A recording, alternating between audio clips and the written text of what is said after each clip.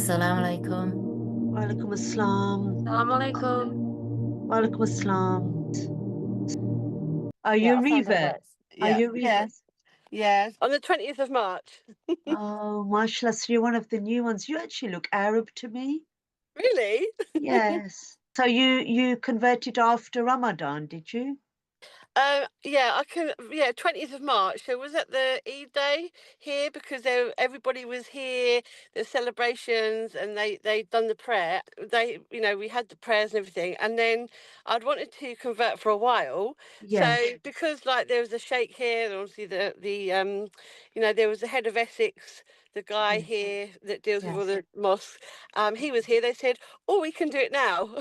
I was like, Oh, "Oh that's wow!" amazing. Well, what a And, day to take your oh Shahada my God, on. it was amazing. Yes. We were like all dressed up and I went in Yes. there Yes. and being, so like newbie, but I did Yes. it and That's it amazing. was Well really done. good. I loved Yes. it. And all of a sudden there's all these people just Yes. piled back in again. It Oh, was that's like really busy. amazing. Yeah, I mean, what a day to do the Shahada on. Do you know what? Because It you was remember that absolutely for life, magical. won't you? Every time Yeah, it's a Eid, you'll yeah. remember that's what Yeah, you that did. was absolutely like it was Yeah, amazing. It was really like yeah. magical. Yes, Let's say yes, one of the sheikhs was there, he was brilliant. So I yes, had to say a bit more after him. Yeah, yeah, it was just brilliant. But the yeah, really nice thing was that because it's fairly sort of new, they've done a lot of renovations, they said that I was the first person and the yeah. first woman there to do the revert there. Oh, that's So I was like amazing. so happy. So he's like, Yes, I'm going to write it down. What's your yes. father's name? And I said, why do you need that? And he said, so that they've got like the histories and the heritage. I was like, The wow. record, yeah, the inheritance. That's amazing. That I really is. loved it, but And it it was was brilliant. already a party in a way, wasn't it? Because it was Yeah, Eid. So, yeah. It was really good. And so there was sort of my husband there, his friends, but then everybody sort of like backtracked and went in. So it's like, oh wow. yes, It's a blessed time to do it, the happiest occasion after Ramadan. So Yeah. Allah yes. will bless your union, inshallah. Yeah, that's amazing. Okay, we will talk a little bit more, Dawn, so don't go because it's absolutely Yeah. fascinating speaking to you. Thank But I you. think what we'll do is we'll start the lecture now and Okay. then we'll see how much time we've got afterwards. Okay, Okay. so Welcome Priscilla, everyone to our next session of the 99 Names of Allah lecture by Ustadah Sidra Naeem. Sidra is an alima qualified from Al-Huda International. She has studied the 99 Names of Allah in detail. In this second half of the series, she will be focusing on the meanings, explanations, and ways of implementing Allah's attributes into our lives. The session will conclude with interactive questions and answers. Today, we will be continuing and focusing on two more names of Allah, Allah's attributes, Al-Majid and Al-Wajid. yes, it's actually Majid and Wajid, but it doesn't matter. They're rhyming words. You often find Okay. rhyming words going together in the series. Okay, right. Well, thank you very much, everybody, for tuning in. It's absolutely wonderful to see you all again after our short break of Ramadan. The 99 Names of Allah, we are now in the second series, and we are actually, they are beginning to get a little bit more in depth now. So some of the names, we've already covered them in a different format, and some names we've also already covered, but with a different name. So the same name has got bespoke meanings under different names. So that is actually the stage that we are at the moment. So this is exactly what today's names are going to be like that. And this is why I mentioned that. So let me now just share my screen. Who can tell me what the word perceive means, first of all? What does the word perceive mean? It's quite a difficult word, isn't it? How we see how we see things. Yes, how we see things, how we find things. Yes.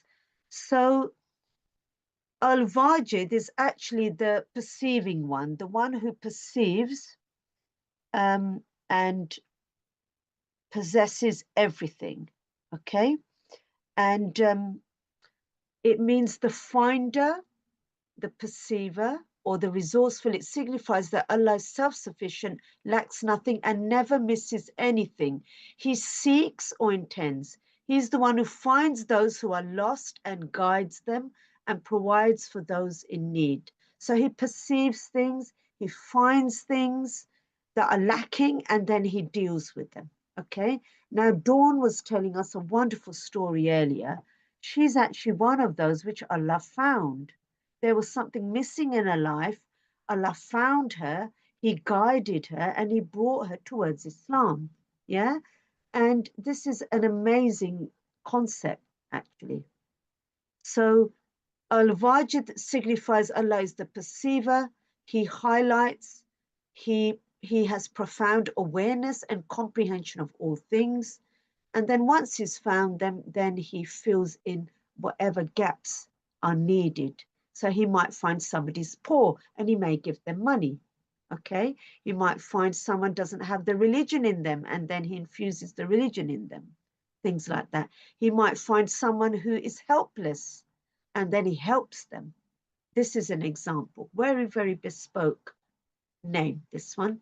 Okay, and now let's look at an ayah which has this word al-wajid in it.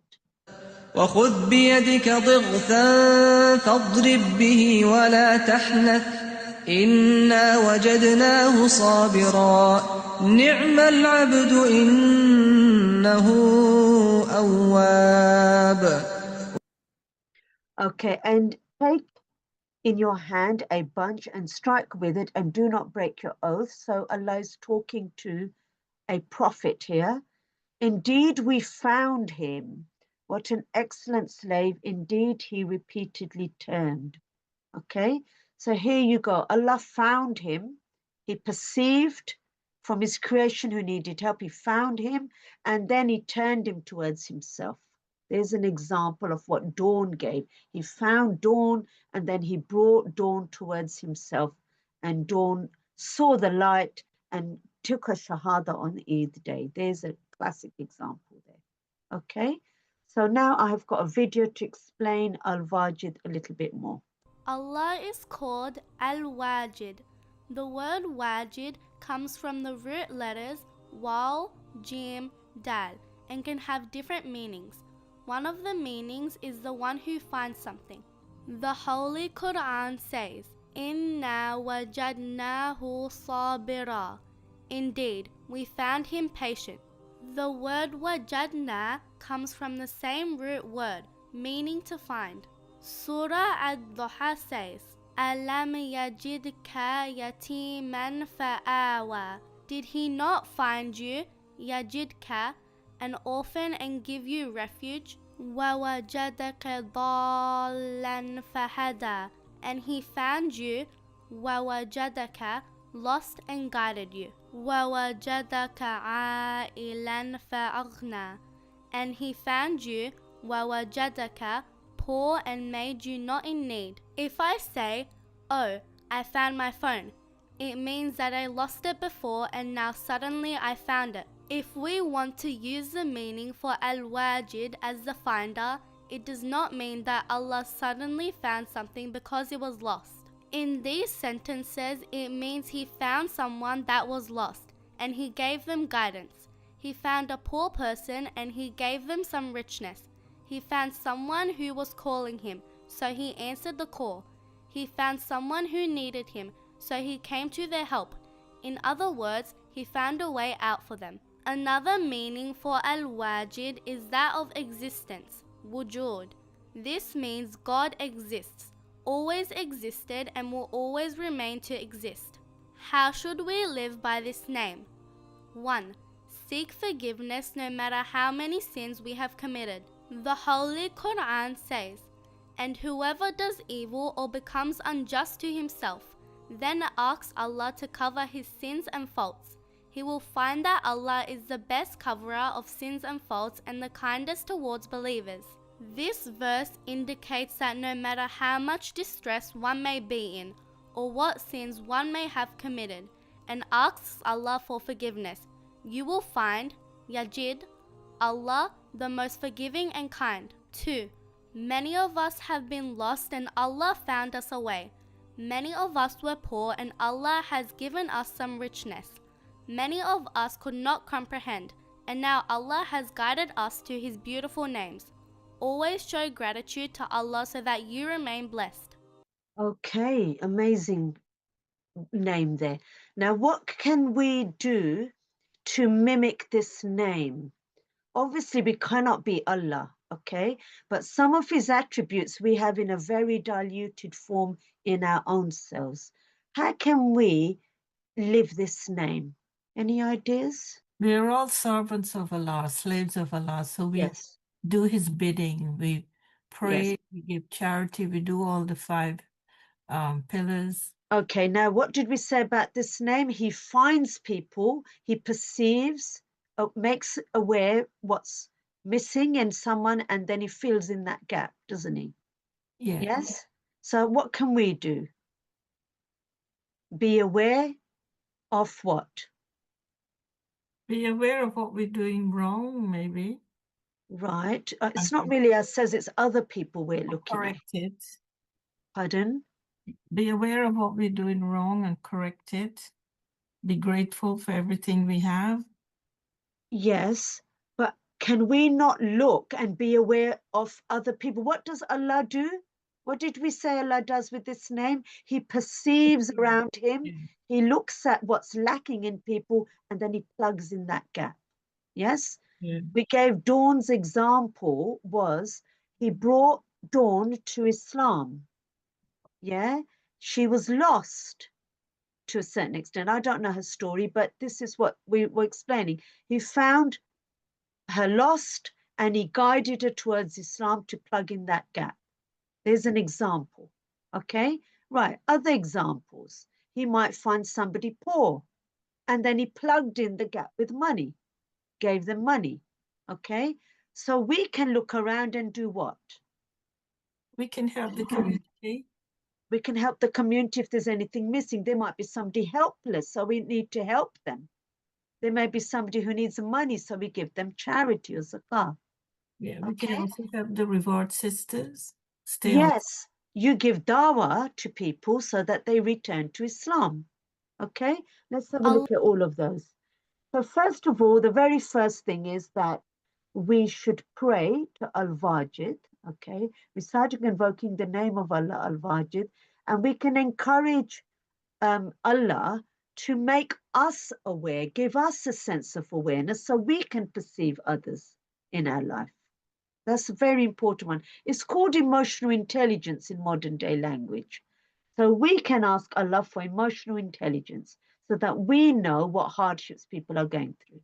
Okay? So we can help someone out of their problems if they need our help. It says, who is not merciful to others will not be treated mercifully. We can treat others with respect. We can remove their troubles in this world, and Allah will remove our troubles on the day of judgment. That's what it says. There's an example, isn't it, of having emotional intelligence on somebody who needs our help and then helping them. Okay? The other one I think Fasila mentioned is about bringing people towards Islam. If we find they haven't got enough knowledge, we can teach them, or we can guide them, we can give them a Quran. Okay? And the Quran can then guide them for being better, good people, if not becoming Muslim. So there's an example. Many examples of people who are hard-hearted and they need their hearts being awakened.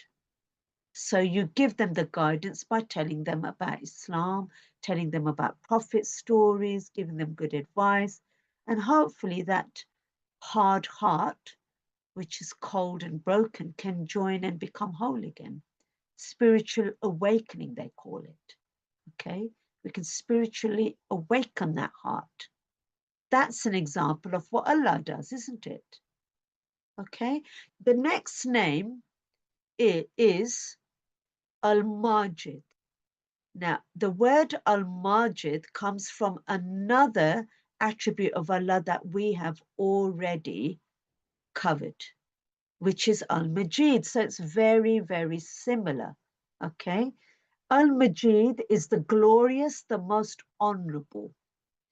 He is the one whose essence is the perfection of majesty. So if you look at the word Maj, M-A-J, think of the word majesty and glory. He is dignified, glorious, and exceedingly generous. Okay, now that is the word Al-Majid, but now we're going to look at the word Al-Majid and look at the difference. Okay, so the difference is Al-Majid is the one that has a lot of Majd. Yes, source of Majd. He has an infinite amount of glory, an infinite amount of nobility, an infinite amount of dignity. But Al-Majid is he is the one that gives a lot of Majd and is praised for it. Okay, so he elevates others. He elevates people to become prophets. Yes, he gives some of that majesty to other people. He may make other people into noble positions. A king, it is only Allah who can make someone a king or a queen, make them majesties. So he gives some of his majesty to others to elevate them. Okay, does that make sense? Let's look at the video now. Allah is called Al-Majid. Majid comes from the word Majd. We have spoken about Allah's name Al-Majid, which also comes from the same root word. We said that Majd is often associated with terms like glory, honor, dignity, and nobility. We also said the word is commonly associated with abundance or plentiful things. When the Arabs would say, Majadatil Ibil, it would mean when camels are feeding on plenty of luscious food, meaning that there is a lot to eat. So Majd is not just glory and honor, it is a lot of glory, a lot of nobility, and a lot of honor. When something has a lot of great attributes that reflect glory, honor, and dignity, they will be called Majid. So, the difference between Al-Majid and Al-Majid is that Al-Majid is the one that has a lot of Majd and is the source of Majd, meaning that Allah possesses the qualities of an infinite amount of glory, an infinite amount of nobility, an infinite amount of dignity, and so on. On the other hand, Al-Majid does not just have an infinite amount of Majd, he is the one that gives a lot of Majd and is praised for it. Al-Majid is the one that gives a lot to his creation. He gives a lot of generosity, a lot of wealth, a lot of knowledge, a lot of glory. Look how much honor and glory Al-Majid has given to the Holy Prophet and his family, peace be upon them. The Prophet Muhammad, peace be upon him, is the most honored and remembered name in the world and is the most blessed person in the world even until today. No matter how much certain people try to dishonor the Prophet and his family, they are only embarrassing themselves, because no matter what they say or do, they can never dishonor the Prophet, peace be upon him, and his family, because the Majd they have is from Allah and not from the people or fame or anything else. How should we live by this name? 1. Imam Muhammad al-Baqir alayhi salam is reported to have said, Allah only increases the honor of a Muslim through 3 things: forgiving someone that has wronged you, giving to those who have deprived you, and making peace with someone who has disconnected from you. So if you want Majd and honor from Allah, then follow that advice. 2. The Prophet, peace be upon him, is reported to have said, the best of all people is the one who remains humble in glory. If Allah ever blesses you with glory, honor, or any Majd, remain humble and don't show off or boast about it. This is the practice of the Prophet and his family, peace be upon them. As you've seen, this is a name which is a spin-off from the other name that we already have covered, Al-Majid. And I remember we said Quran Majid because we put majesty on the Quran and elevate. But this time, Allah gives some of his Majd to other people to elevate them. And they used the example of prophets there, didn't they? Okay, right. What can we do now to mimic this name in our own lives? So here the example was that Allah uses some of the majesty he has and installs it in other people and elevates them. Can we do something like that? If Allah gives us Maj and Yes. elevates us, it's Yes. important not to be arrogant and remain humble and grateful for that. Yes. Remain humble, but what can we do? How can we copy his name? Whatever he's given us, we can share that with Good. other people. Good. Riches Example? or kindness. Or Good. Riches, kindness, knowledge. charity. Okay. Yeah. Allah may elevate us by giving us so much knowledge. Okay. We can then share that knowledge and teach others, can't we? Yes. Yeah. Allah may have given us loads of money and we can share that money to elevate other people. Okay. If we want to really mimic the name, say we are in a position of a chair of a company, yes, we can then pass on that chair to somebody else. That's an example, isn't it? Yeah, give up some of our majestic qualities and give it to somebody else. Say we are queen of the land and then we're past it. We can pass on that majesty to somebody else to take over. Things like that. Okay. Anything else? Any more? We can reflect on His Majesty, reflect on the world that He has made, and pray to Him because He's the only one who is the most highest in the whole of the universe. And the other one is praise people. Great people commend great things. The greatest individuals commend the greatest things. They search for that which is most commendable and then set out to magnify it with speech, enjoy it with praise, and invite others to join them in glad admiration by calling attention to its superior qualities. So again, emotional intelligence to find those people and then elevate them. So in a way, we're linking the first name with the second. The first name is to find, perceive, and then fill in the gaps.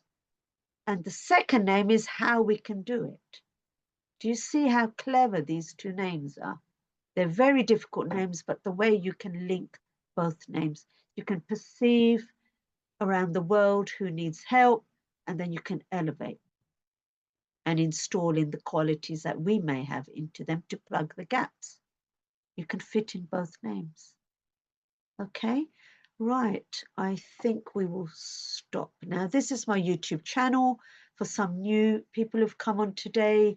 And there is a playlist called Allah's Names, and all the previous names that we've done, which have been at least 50, are all on there. Okay, now we're going to do question and answers, starting off with anything that we've learned today or even comments. Okay, does anybody want to make any comments or ask any questions on what we've learned today? Did you all understand? Similar the two names are. They are. They're rhyming, aren't they? Yeah. They're rhyming. The one he is all those things, and the other one he gives you those things.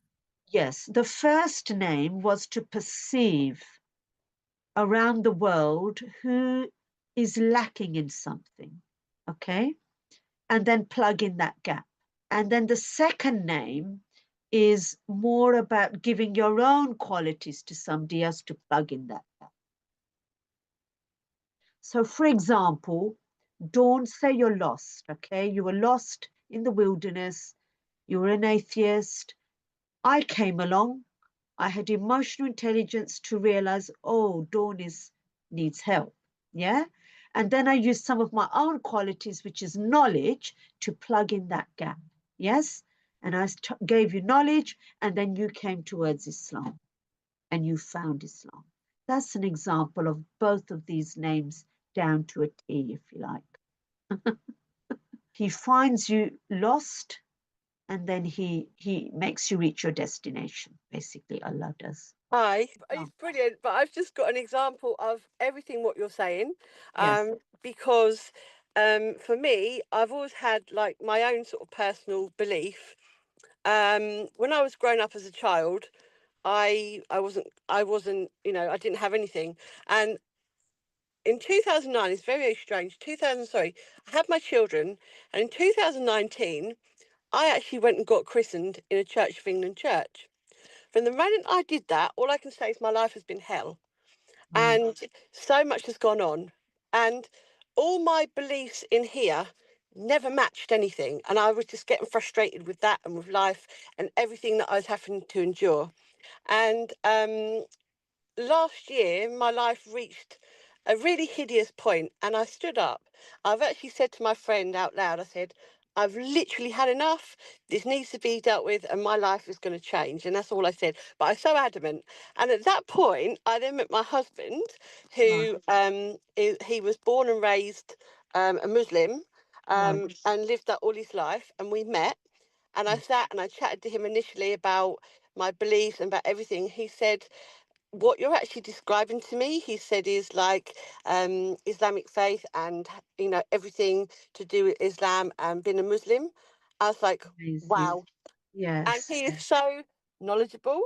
Yes. And Yes. it was amazing. It blew me away. And I thought, I have to do this. And so that is, for every question I've ever kind of thrown at him, he's been able to answer, been very straightforward. It's all made sense. I'm like, wow, I have to follow this. And literally, upon not only meeting him and following his teachings, but then converting, or, you know, reverting, I should say, it's like, wow. Yes. So when you say about being sort of lost, you know, shall I tell you a it's little amazing. bit as well? So you were lost at that stage. In a way, you prayed to Allah. You reached out, and Allah answered your prayers through your husband, believe it or not. So sometimes Allah sends people to plug in that gap. Yeah, you definitely was your him. husband. You see? Definitely. Yeah, definitely. So that's what happened. And then he brought you, you know, we said in the first example, he found you lost. Then he you know, then you found Islam. He's been literally guiding me on so many things, you know, and just sort of showing me so much that it's like, wow. Yes. And I'm so Really happy. nice. I'm so happy. I to can have met see you're him. very happy, and I can see you're very passionate. You're very passionate, aren't you? Enthusiastic. And you really believe in it as well. Yeah, and I always felt like I was in the wrong kind of world. It's really weird. But like, since knowing him, and he's such a good person, he's so pure, he's so you know, dedicated to Islam, and it's just like, wow. So it's blown me away. That's amazing. That's really lovely. So many people would come to me and say, wow, you're such a good person, you've got such a kind heart. What keeps going wrong? And since I've met him, he's able to guide me, and you know, now I can probably put that to good use. That's So amazing. he's really motivated me. I bet I you're never knew. already a Muslim. Do you know I that? never You're knew. already Yeah, I Muslim. never knew, because the way I was thinking, nobody seemed to get it. Nobody understood. I just thought I was getting frustrated. But when I met him, we spoke. He said, "You don't even know it." He said, "But like what you've just said yourself is so Islamic." You are already a Muslim. I appreciate it. Yeah, without even knowing. That's lovely. Thank you so much for all of that contribution. Absolutely loved our conversation. It was really, really nice. I thought, just to dawn you, coming to this particular talk was intended by Allah. Do you know that? Because don't forget, the way I used your example, that would not have come to my mind. In fact, these two names were so difficult, and I was thinking in my mind, how am I going to explain it to everybody, these two names? And then when you came on at the beginning, I thought, you know what, Allah sent you for a reason. Because I used your example, and with a bit of luck, everybody's understood what I was trying to say. But when you were talking, I was like, I'm getting this, I'm understanding it, but I didn't want to sort of speak out too much in case, you know. Because there were difficult names today, very difficult. They were not straightforward names. Fasila, do you want to say a couple of closing words, please? Yeah. Closing remarks. Thank you very much for that. That was very enlightening. And Dawn, thank you for your story and sharing that with us. Thank you. That's okay. Thank you, Sidra, for today. That was very interesting. And we look forward to the next two. Yes. All right then. Well, I'll see you all next time, and do keep in touch, everybody. Thank you very much. Jazakallah. Bye. Bye. Bye. Bye. Assalamu alaikum. Bye. Wa alaikum assalam.